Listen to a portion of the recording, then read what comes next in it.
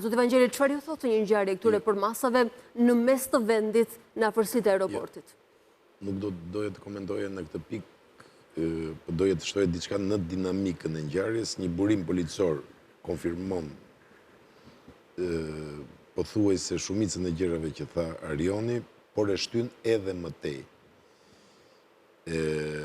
Nuk ka qenë thjesht një komando në vendin e ngjarjes, po ka pasur disa segmente që janë dyshime, janë pjesët e para që idhen, që nisin, që nga nisja e udhimit në Barcelonë, ndoshta dhe brenda në avion, dhe jashtë. Që do thotë se pjesë nga grupi i atentatorëve që realizuan këtë vrasje kanë qenë në avion me viktime. Njerëz pista janë, do me thënë, këto dy element, numri i madh i personazheve të përfshirë dhe numri i jashtëzakonshëm i plumbave të derdhur tregojnë që niveli i hakmarrjes ka qenë i jashtëzakonshëm. Donin që kjo punë të kryej me çdo kusht. Madje dhe duke rrezikuar ta kryen ekzekutimin në një nga vendet absolutisht më të survejuara. Edhe me frekuencën më të lartë të njerëzve dhe me survejimin më të jashtëzakonshëm. U zgjodha ai vend vetëm sepse në atë rreth rrotullim je i detyruar të ulësh shpejtësinë dhe atje gjithmonë ka trafik.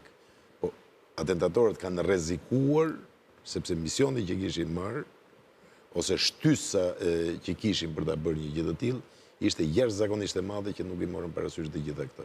Një operacion i cili besoj se ka kushtuar shumë.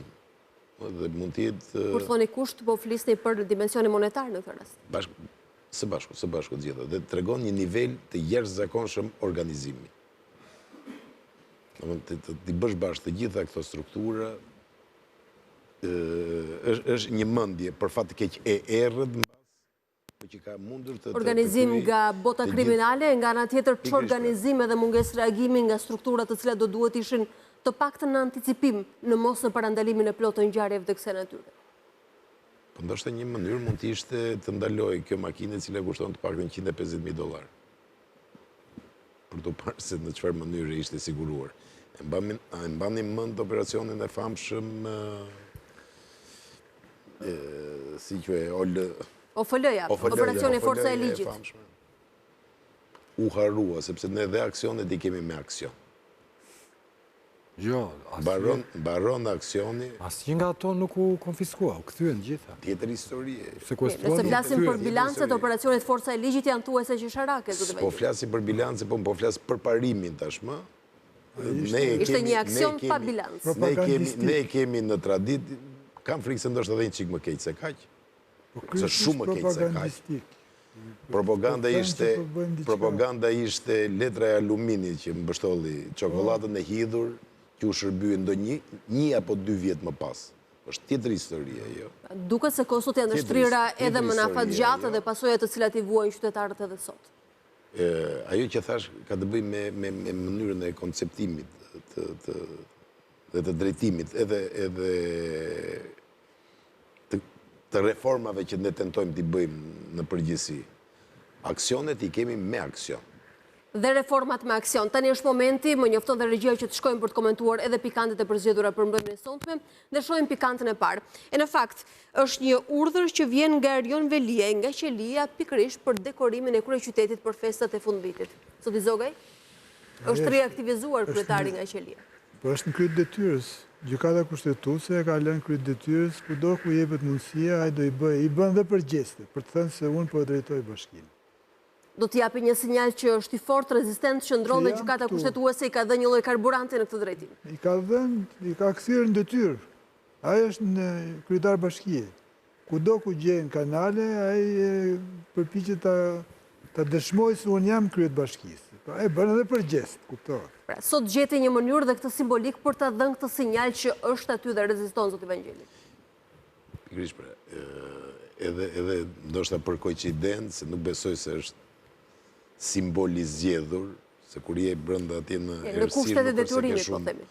Shumë mundësi të flasësh për ngjyrat, po është një urdhër që i drejtohet ndërmarrjes së dekorit të qytetit, që në të njëjtën kohë dekoron edhe rikthimin e Veliajt, aty ku e kishin quar qytetarët e Tiranës, dhe konfirmoi dhe një vendim i gjykatës kushtetuese. Shoqë ka firmën fizike të kryetarit në detyrë Erion Veliaj. Po natyrisht s'ka ndonjë. Domethënë, ne jetojmë në një kohë kaq normale, sa një firmë normale tingëllon e çuditshme në këtë rast. Jo, në fakt ajo nuk është krejt normale. S'kishte Vjen firma nga i qelia, ajo s'quhet më firmë normale kryetarit të bashkisë. 6 muaj se Edhe më tepër se kaq, më tepër se kaq. Po më them që është trazuar gjithçka dhe le të shpresojmë tek Po, por mos e relativizoni në atë masë sa firmat e kryetarëve nga qelia e Burgut më quani normale. E gjitha është një koncert i madh i anormalitetit. Çdo gjë. Nëse doni të hapim bisedën. Kështu që edhe normaliteti i firmës tingëllon anormal. Më tej bisedën dhe unë të ndjej mëkatin e dytë këtë mbrëmje, mbas asaj të OSB-s. Me doktor Ali Mehmetin. Që flas gjatë, mund të shkonim edhe shumë për te i kësaj. Jo, do duhet jemi besnik dhe korrekt me kohën televizive minimalisht. Megjithatë unë do ta them një fjali. Patjetër. Nuk janë të barabartë qytetarët përpara ligjit. Ky është slogan kushtetues dhe i bukur për të besuar. Po në realitet nuk ndodh kështu dhe këtë më thëtë edhe në emisionin e fundit në Tren. Për një politikan, nëse se cili nga ne të katërt është i dyshuar për një vepër penale, parimi i shenjtë, i prezumimit të pafajësisë, hyn me një herë në funksion. Sepse ne jemi qytetarë thjesht. Për një të zgjedhur, për një njeri që vjen nga bota e politikës, edhe vetë perceptimi gati është i barazvlefshëm me fajin.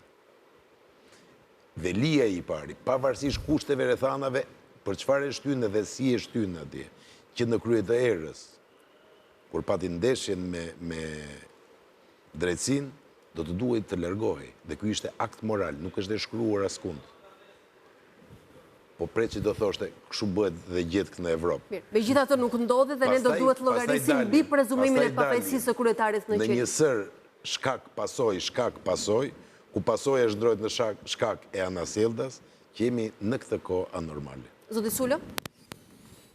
Është firma e parë mbas shumë muajsh, sigurisht pas vendimit të kushtetueses, por kemi 2 qëndrime të rëndësishme, jo një. Kemi një qëndrim e shkrim, janë të njëjta qëndrimet, por kemi një qëndrim e shkrim pas vendimit të kushtetueses që kërkon i drejtohet gjykatës së apelit, nëse Velia e ka në apel masën e ditë sigurisë dhe kushtetueses, posaçërisht që të shikojnë masën e sigurisë se është në disproporcion me qytetarët tashmë thotë, jo me Veliaj. Qofse kushtetues dhe këtu ka drejt. Unë është herë të pakta që jam dakord me Rama. Kështu si vajti kjo histori. Që nga fillimi unë mendoj që Veliaj duhet të hetojë për këtë gjë, por tjetër histori. Në momentin që kushtetuesja thotë, mendon, thotë Rama, se Veliaj është kryebashkiak dhe hetimi i tij ka mbaruar, tani kemi një disproporcion mes mbajtjes së tij në qeli, mes mos qeverisjes Tiranës. Duhet vendosur në proporcion, kjo duhet vendosur në vendin e vet. Pra disproporcionalisht masa e tij e sigurisë me kushtet ku e ndodhet juridikisht. Dhe Tirana është pa kokë, sepse zgjedhjet janë 2027, thotë. Po të ishte unë ndërhyra, nën kupton, sepse zgjedhjet nuk mund ta lë Tiranën pa qeverisje.